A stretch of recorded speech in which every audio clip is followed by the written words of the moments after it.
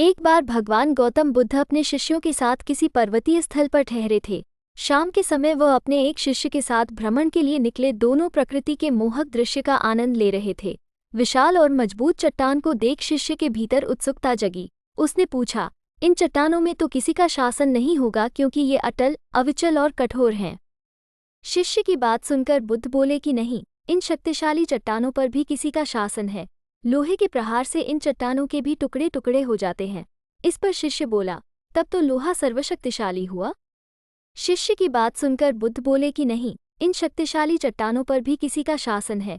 लोहे के प्रहार से इन चट्टानों के भी टुकड़े टुकड़े हो जाते हैं। इस पर शिष्य बोला, तब तो लोहा सर्वशक्तिशाली हुआ। बुद्ध मुस्कुराए और बोले, नहीं, अग्नि अपने ताप से लोहे का रूप परिवर्तित कर सकती है। उन्हें धैर्यपूर्वक सुन रहा शिष्य बोला, इसका मतलब अग्नि सबसे शक्तिवान है। बुद्ध ने फिर उसी भाव से उत्तर दिया, नहीं, जल अग्नि की उष्णता को शीतलता में परिवर्तित कर देता है तथा अग्नि को शांत कर देता है। शिष्य कुछ सोचने लग गया। बुद्ध समझ गए थे कि उसकी जिज्ञासा अब भी पूरी तरह शांत नहीं हुई है। शिष्य ने फिर सवाल किया, आखिर जल पर किसका शासन है? भगवान बुद्ध ने उत्तर दिया, वायु का। वायु का वेग जल की दिशा को बदल देता है। शिष्य कुछ कहता इससे पहले ही बुद्ध ने कहा कि अब तुम कहोगे पवन सबसे शक्तिशाली हुआ।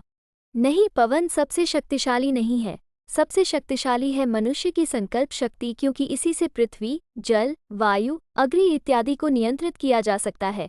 जीवन में कोई भी महत्वपूर्ण कार्य संकल्प शक्ति के बगैर असंभव है, इसलिए अपने भीतर संकल्प शक्ति का विकास करो।